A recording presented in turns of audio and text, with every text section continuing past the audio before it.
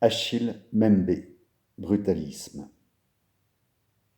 Car, s'agissant précisément d'identité et de différence, une chose est de pouvoir dire librement qui l'on est, d'épeler son propre nom,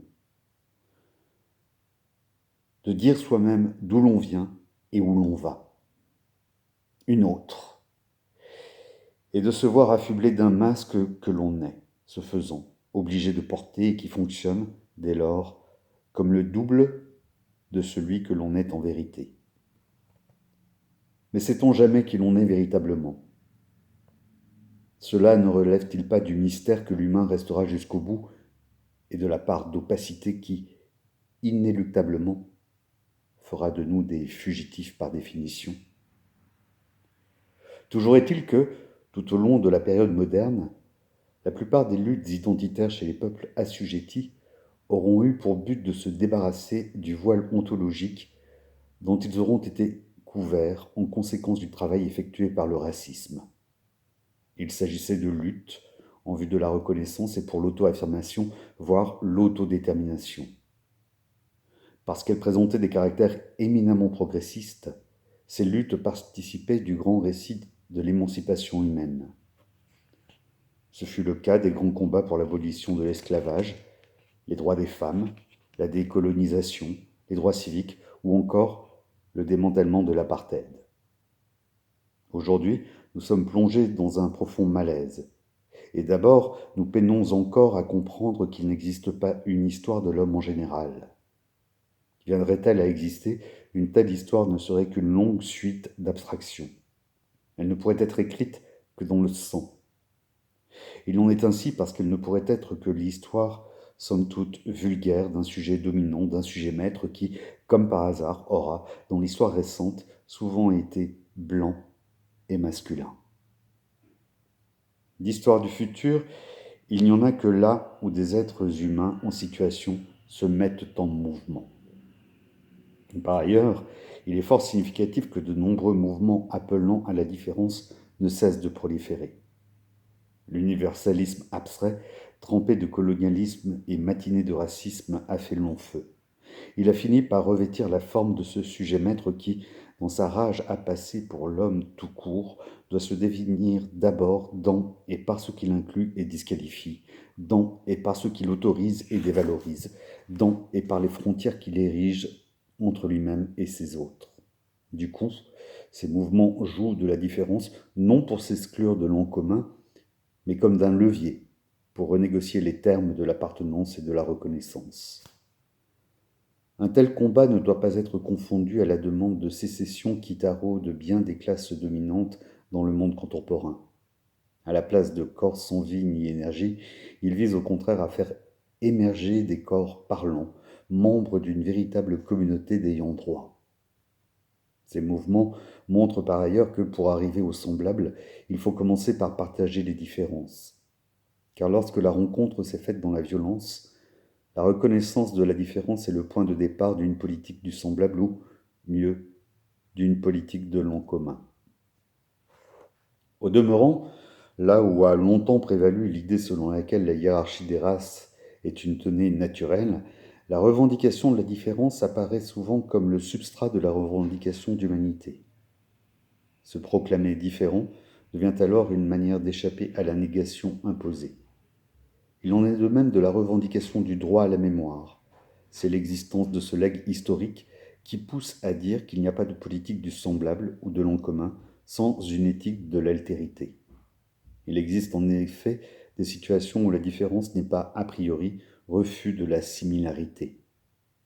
Dans la mesure où la possession d'une mémoire fonctionne à la manière d'une ligne de démarcation entre l'humain et les autres, le droit à la mémoire est indissociable des luttes identitaires. Cela dit, on ne peut guère se voiler la face quant au danger que pourrait receler le désir de différence, notamment lorsque la différence est conçue politiquement et culturellement comme le lieu d'une spécificité insondable par nature. Le désir de différence peut, en effet, se constituer en un désir entièrement tourné vers le mauvais objet. De nos jours, l'identité tend en effet à devenir le nouvel opium des masses. Il en est ainsi parce que la raison, comme faculté humaine universelle, est assiégée et que le modèle de la démocratie libérale, supposé en être l'une des manifestations, est partout en crise. La plupart des antagonismes politiques s'expriment de plus en plus sous une forme viscérale. Les crispations identitaires sont des symptômes de cette entrée dans l'ère de la viscéralité. Viralisés par les nouvelles technologies de la communication, ces symptômes ont conduit à la libération d'énergies négatives qui cherchent des boucs émissaires pour expliquer les malheurs des temps. Sur un autre plan, le désir de différence n'est pas toujours un désir spontané. En plus d'être des systèmes économiques, le régime de l'esclavage et le régime colonial, par exemple, étaient d'énormes machines de fabrication de la différence raciale et culturelle. Le régime du capitalisme intégral dans lequel nous vivons est, entre autres, un régime de prolifération des différences. La différence ou la mondialisation est produite et circule comme un moyen d'échange et comme un objet de consommation. À bien des égards, l'économie politique contemporaine a fait de la différence sa matière première en même temps que sa monnaie d'échange. L'humanisme classique, au fondement de la démocratie libérale et du républicanisme, est trop compromis pour susciter des adhésions durables et inconditionnelles. Il faut l'amender et revenir à une conception intégrale du monde, voire de la Terre. En plus de nous appartenir à parts égales, la Terre est habitée par plusieurs espèces, humaines et non humaines, avec lesquelles il faut négocier de nouvelles formes de connivence, de coexistence et de convivialité. Par rapport au futur immédiat, la question n'est donc pas tant celle de l'État-nation, de l'ethnie ou des identités individuelles que celle de la planète. Mais la planète elle-même n'a guère de sens hors sa dimension cosmique.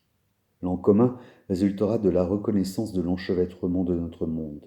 C'est pourquoi, dans la redéfinition d'une politique du bien du monde au-delà de l'humain, penser et penser sont indissociables. Il n'y a pas longtemps, l'on prétendait délimiter avec plus ou moins de précision la frontière entre ici et ailleurs. Aujourd'hui, un tel exercice est futile. La frontière tend désormais à se distendre, sinon à se dissoudre, malgré toutes les tentatives de l'externaliser, de la miniaturiser ou de la militariser. En effet, nonobstant les nationalismes et ethno-nationalismes, il n'y a jamais eu qu'un seul monde. Qu'on le veuille ou non, nous en sommes tous des ayants droit. Les temps n'ont donc jamais été aussi propices pour redéfinir les paramètres de ce qui nous est commun en cet âge planétaire. Quoi qu'on en ait, le monde n'est pas extensible à l'infini. Les humains n'en sont ni les seuls habitants, ni les seuls ayants droit. Il ne saurait dès lors exercer sur ce monde une souveraineté illimitée. Cela étant, la véritable démocratie ne saurait être que celle des vivants dans leur ensemble. Cette démocratie des vivants appelle un approfondissement non dans le sens de l'universel, mais dans celui de l'en commun, et donc un pacte de soins, le soin de la planète, le soin apporté à tous les habitants du monde, humains et autres qu'humains. Au cœur d'un tel pacte de soins figure d'emblée le devoir de restitution et de réparation, premier jalon vers une véritable justice planétaire. Dans les pensées antiques d'Afrique, les actes de réparation englobent l'ensemble du vivant. Ce dernier est envisagé comme un tissu en devenir et par conséquent disponible au travail de raccommodage. Ces actes ne concernent pas seulement les blessures ou les traumatismes qui s'ensuivent. La clinique n'a pas véritablement pour objet le recouvrement des propriétés perdues. Elle vise avant tout à recomposer la relation. Et celle-ci est d'ordre cosmique, dans la mesure où elle doit traiter de tous les corps du monde. La clinique englobe nécessairement ce que Kant appelait l'hospitalité universelle. Il n'est pas question ici de philanthropie, avertit-il d'emblée, mais du droit. Cela étant, que signifie hospitalité dans le contexte du droit conscient? Aux yeux du philosophe, l'hospitalité signifiait le droit qu'a un étranger arrivant sur le sol d'un autre de ne pas être traité en ennemi par ce dernier. Celui-ci, précise-t-il, peut ne pas le recevoir, si cela peut se faire sans entraîner sa perte. Mais aussi longtemps qu'il reste paisiblement à sa place, il ne doit pas le traiter de façon hostile. Ce n'est pas un droit à l'hospitalité que peut invoquer cet étranger, ce qui exigerait un contrat de bienfaisance faisant de lui, pour un temps, un habitant de la même maison, mais un droit de visite. Le droit qui revient à tout être humain de se proposer comme membre d'une société en vertu du droit à la commune possession de la surface de la terre, laquelle, étant une sphère, ne permet pas aux hommes de se disperser à l'infini, mais les contraint à supporter malgré tout leur propre coexistence, personne, à l'origine, n'ayant plus qu'un autre le droit de se trouver en un endroit quelconque de la terre. Dans la mesure où personne à l'origine n'a plus qu'un autre le droit de se trouver en un endroit quelconque de la terre, la frontière, en tant que telle, ne peut plus faire objet de sacralisation. Elle ne peut pas être transformée en un lourd et interdit. Franchir la frontière est un privilège dont nul ne devrait être privé sous quelque raison que ce soit, affirme à cet égard Édouard Glissant. Il n'y a de frontière que pour cette plénitude enfin de l'outrepasser et à travers elle de partager en plein souffle les différences. L'obligation d'avoir à forcer quelques frontières que ce pourra être sous la poussée de la misère est aussi scandaleuse que les fondements de cette misère, ajoute-t-il.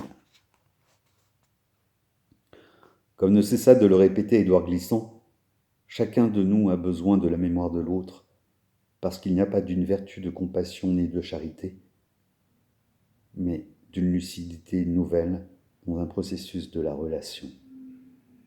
Si nous voulons partager la beauté du monde, ajoutait-il, nous devons apprendre à être solidaires de toutes ses souffrances. Nous devrons apprendre à nous souvenir ensemble et ce faisant, à réparer ensemble le tissu et le visage du monde. Il ne s'agit donc pas de se refermer sur soi, de se laisser habiter par l'obsession d'un chez-soi, d'un entre-soi, d'un en-soi transcendantal, mais de contribuer à faire se lever au large cette nouvelle région du monde où tous nous pourrons entrer sans condition afin d'embrasser les yeux ouverts l'inextricable du monde, sa structure indémêlable, son caractère composite. Et le projet de l'en commun fait place au passant. Le passant renvoie en dernière instance à ce qui constitue notre condition commune, celle de mortels en route vers un avenir par définition ouvert. Être de passage, c'est cela finalement, la condition humaine terrestre, assurer, organiser et gouverner le passage et non instruire de nouvelles fermetures. Telle est la tâche de la démocratie à l'ère planétaire.